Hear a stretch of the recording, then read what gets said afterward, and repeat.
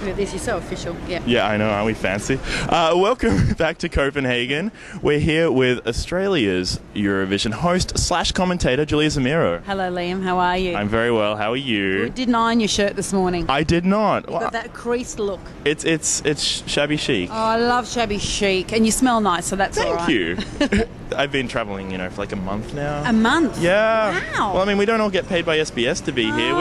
We got to make it work, get our money's worth. It's very fancy in our part of the world, the Scandic. So, when did you get into Copenhagen? I got in on Monday morning, which was good because it meant I could get through my jet lag the whole day, and have just been catching up with friends in Copenhagen because I know a few people here. Yeah. I hosted with Nikolai Koppel in Australia in October last year an event for the Crown Prince couple and a cultural events award. So I met him. I didn't know him at the time. So did you get to meet Mary and Frederick? Yes, we got to. Yes, definitely, because we worked with them on stage, and then got to speak with Mary afterwards, which was amazing. Wow. It was a really great night because we worked with Danish TV with DR, and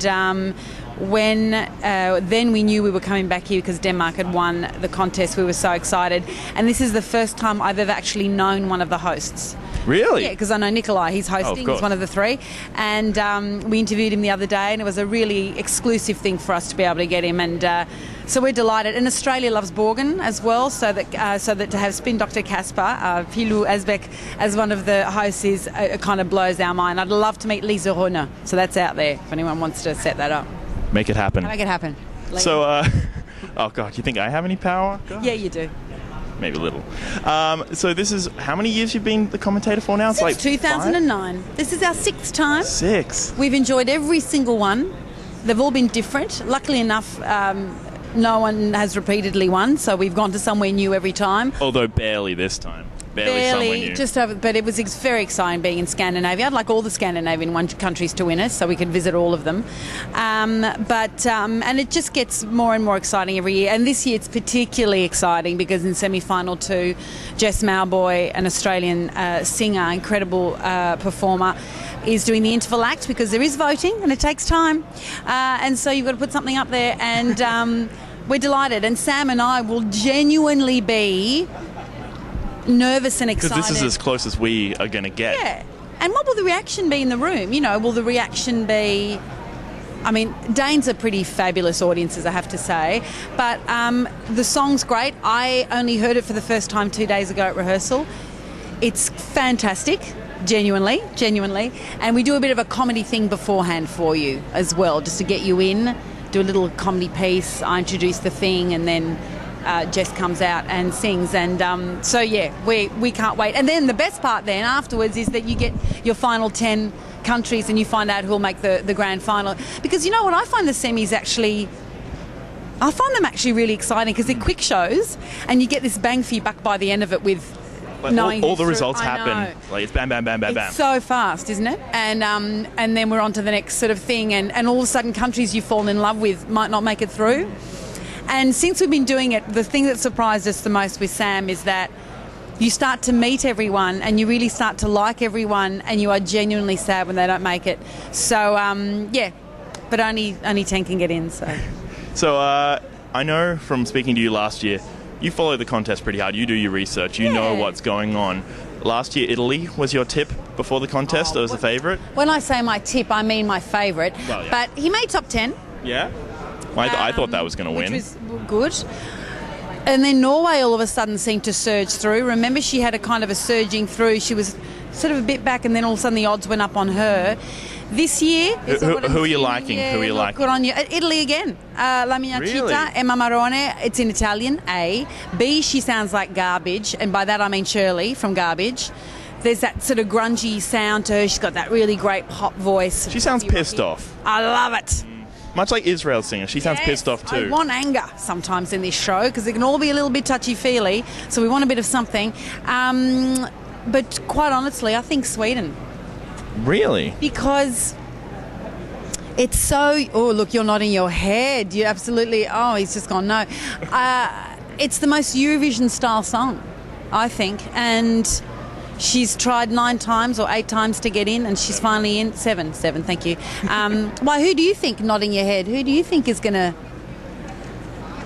he's being biased one year for once. Oh, fair enough. Now, Hungary this year is actually in with a chance because that is an amazing song and he's an amazing performer. Okay, tick.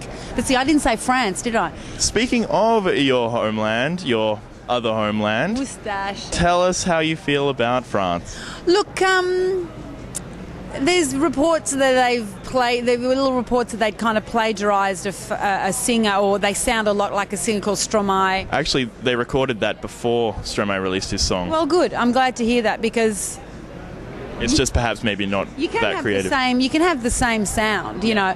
Look, I think they're fantastic, actually. I think they're visually interesting. They're a little bit indie. They're a little bit hipster. They're singing French. Well done. And the song is about saying, I have everything, I've got cars, I've got girlfriends, I've got money, I don't know, but all I want's a moustache. And it's kind of taking the piss out of consumerism? Yeah, I mean, so I love that. I hope it's well staged and I hope it packs a punch in the room.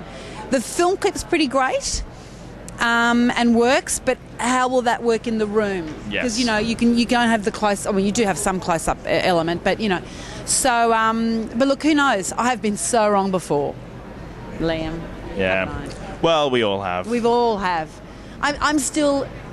But I will say this, every time Sam and I have landed in a country, he reminds me of this every time, the favourite that is named wins. So in Norway, so it was Alexander Rybak and it was Lena who sort of all of a sudden became a favourite. Azerbaijan was the surprise, but they got so many 10s, not 12s. I think there was everyone's second favourite song and then made it up. Lorraine was definitely the favourite there for a while, and so was Emily last year. So Aram MP3 is the favourite this year. Maybe he will win. Maybe it'll be Armenia next year. Yerevan is lovely. Yep. And it's like a more affordable Azerbaijan. Yeah, it is a more and closer, I should imagine. So yeah, who knows? I just think Aram's song is such a ballad, and not enough gear changes, whereas Senna has a lot of gear changes in her ballad. It's a bit Wrecking Ball, but with less. Aram, do you think? No. Miley. It's like Miley. Sanna's is like Miley Cyrus's Wrecking Ball. I'm gonna have a little listen again to that. But with more appropriate clothing. We heard it here first.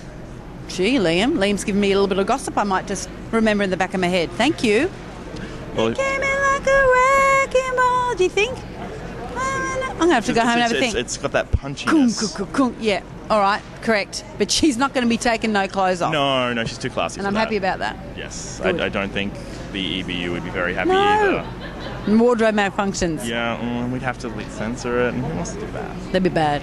So, do you have anything you'd like to say before we go to the readers and listeners of ECXtra.com? ECSextra.com. Vote hard, vote long, vote many times, and, choose your favourite. Don't be swayed by other people. Choose what you like, all right? Believe in you. There are no guilty pleasures, only pleasures. That's right. And please get those drinking games organised well in advance, because I tell you what, definitely put in the rule if you see a big prop, drink, because there are lots of props. Or if you see any gymnasium equipment, man, you're going to be drinking every song.